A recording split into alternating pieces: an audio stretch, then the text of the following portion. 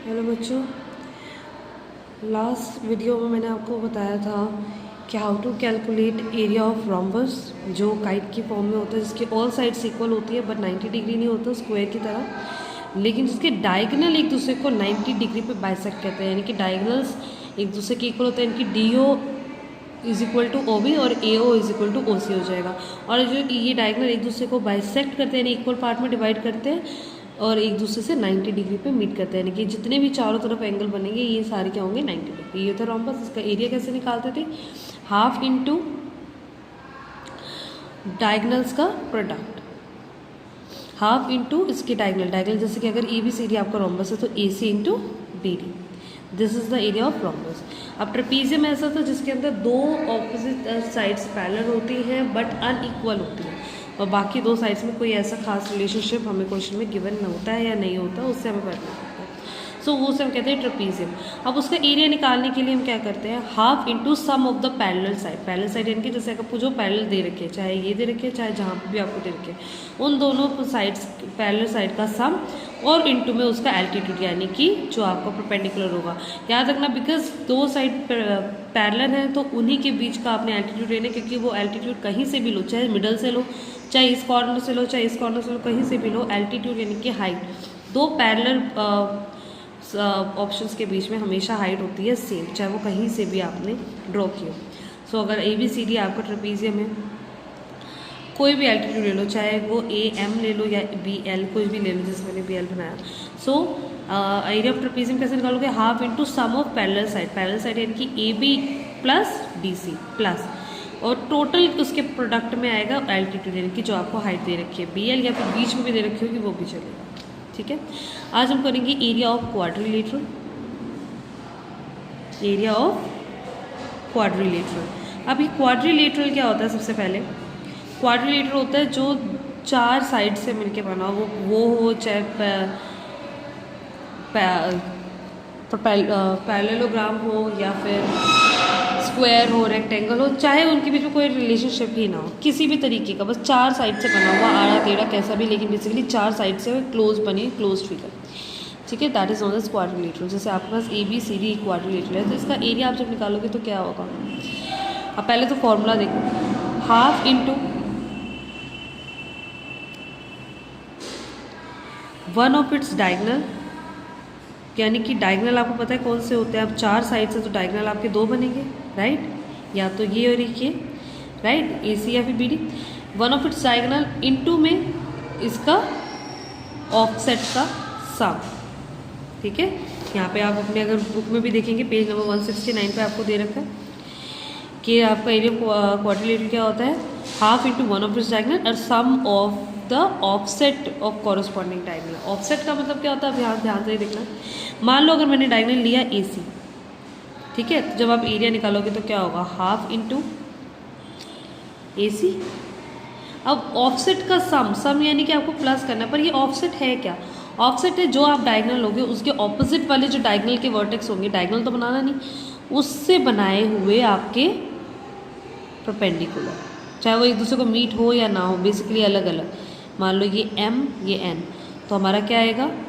D M plus B N, चाहे वो quadrilateral कैसा भी हो, क्योंकि अगर आपका ये पैरेललोग्राम होगा या फिर आपका रोम्बस होगा तो आपको पता है कि ये जो आपका डी बी डायगनल होगा, डी एम और बी एन दोनों एक दूसरे को एक जगह पे मीट करेंगे तो वो प्लस होके वही हो जाएगा, यानी कि हाफ इंटू इट्स डायगनल का प्रोडक्ट। इसी तरीके से, लेकिन अभी हमने यहाँ पे क्या करना है? क्वाड्रिलेटरल, हमें उसके बीच से कोई रिलेशन नहीं पता, तो क्या करेंगे?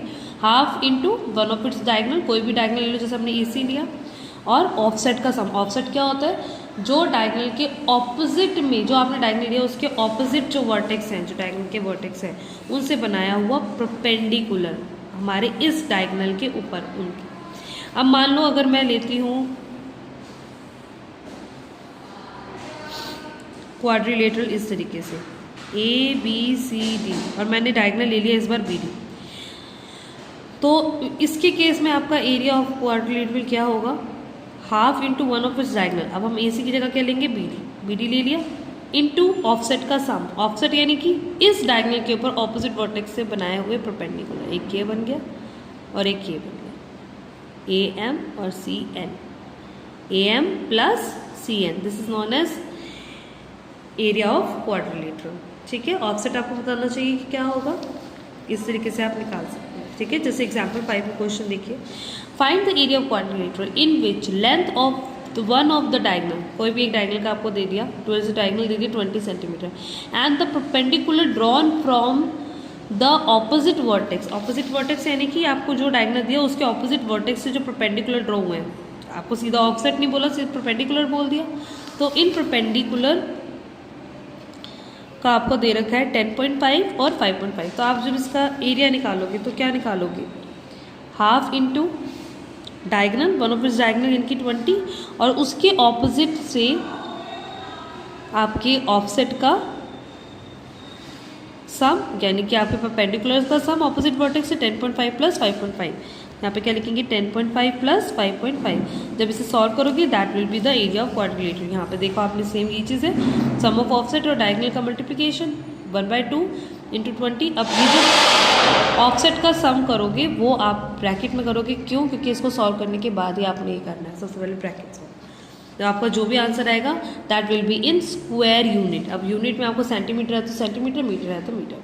ठीक है, अब जैसे एक्सरसाइज के अगर एक दो क्वेश्चन हम देखें, आपको क्वेश्चन नंबर 1 में आपको दे रखा है कि द एरिया ऑफ ट्रेपीजियम। अब इसके अंदर क्या दे रखा है, आपको एरिया नहीं निकालना, आपको एरिया गिवन है। तो वही चीज़ कि कुछ ना कुछ आपको मिसिंग एंट्री होगी, उस फॉर्मूला में डाल के आपको चेक करना है। जैसे एरिया ऑफ ट्रेपीजियम आपको दे रखा है जिसकी हाइट यानी कि वही दो पैरेलल लाइन के बीच में हाइट, यानी कि वो सेम होगी, चाहे कहीं से भी ड्रॉ करो परपेंडिकुलर अपना। एरिया ऑफ ट्रेपीजियम में जिसकी हाइट है 3 मीटर। ठीक है, area of trapezium, question number 1 का first part. Area of trapezium आपको दे रखा है जिसकी हाइट 3 मीटर है, दैट इज 12 मीटर स्क्वायर, यानी कि 12 मीटर स्क्वायर। अब एरिया ऑफ ट्रेपीजियम आपका क्या था, half into sum of the parallel side. अब आप पहले तो बना के देख लो कि हाँ भाई आपका ट्रेपीजियम इस तरीके से बन रहा है, ABCD। मान लो ये AB और CD आपके पैरेलल लाइन्स है। ठीक है, अब आपको दे रखा है, अब हाइट आपको दे रखी है यहाँ पे, अब AB प्लस DC मान लो आपको दे रखी है पैरेलल लाइन, तो इनका सम ऑफ द पैरेलल लाइन, सबसे पहले आप फॉर्मूला लिखोगे, मैं डायरेक्ट लिख रही हूँ, इनटू इसकी हाइट बोल लो, कुछ भी मान लो, MN मान लो, कहीं भी चाहे इधर से मान लो चाहे इधर से, मैंने MN मान लिया, हाइट तो कहीं से भी ले सकते हो, इनटू MN हाइट, वो 12 है आपकी। अब हाफ इंटू AB। अब आपको क्वेश्चन में क्या दे रखा है, if the one of the parallel side is 2 meter more than the other, यानी कि अगर हम वन साइड को माने, let the one side of trapezium, जो पैरेलल साइड है वो है आपकी x मीटर, तो दूसरी क्या होगी, therefore the other side is 2 meter more, यानी कि x प्लस 2 मीटर। अब यहाँ पे जब आप पुट करोगे तो क्या लिखोगे, x प्लस 2x, क्योंकि एक थी x प्लस 2 और एक हो गई, एक हमारी बन गई x, राइट, एक हो गई x और उन दोनों का सम यानी एक x plus 2 plus x into MN आपको हाइट दे रखी है 3 मीटर इज इक्वल टू 12। तो क्या आप इसको सॉल्व करके x की वैल्यू निकाल सकते हो, that will be your parallel side का सम। अब x और x दोनों एक साथ प्लस कर दोगे तो 2x प्लस 2 इंटू 3 आपको जो मल्टीप्लाई में यहाँ पे जाके हो जाएगा डिवाइड में। अब यहाँ पे जब आप सॉल्व करोगे 2x प्लस 2, यहाँ 2 मल्टीप्लाई में, यहाँ पे डिवाइड में, यहाँ पे जाके हो जाएगा मल्टीप्लाई में। जब आप इसको सॉल्व करोगे तो आपका आंसर क्या आएगा, 8 और यहाँ पे प्लस 2, यहाँ पे जाके -2 यानी कि 6, x यहाँ पे, ये मल्टीप्लाई में, यहाँ पे जाके डिवाइड 3। आपकी एक साइड आ गई 3 मीटर और जो दूसरी थी वो कौन सी थी, वन साइड आपकी आ गई 3 मीटर और अदर साइड आपकी क्या आएगी, जो आपको क्वेश्चन में दिया हुआ था, 2 मोर than the first side, x plus 2 यानी कि 3 प्लस 2 मीटर यानी कि 5 मीटर। तो आपके आगे एक 3 मीटर एक 5 मीटर आपसे क्वेश्चन में जो पूछा हुआ था, तो आपका सही ऑप्शन क्या है, first 3 meter and 5 meter. That's it. इस तरीके से आपने फॉर्मूले में पुट करके कुछ क्वेश्चंस ट्राई करने हैं। Thank you.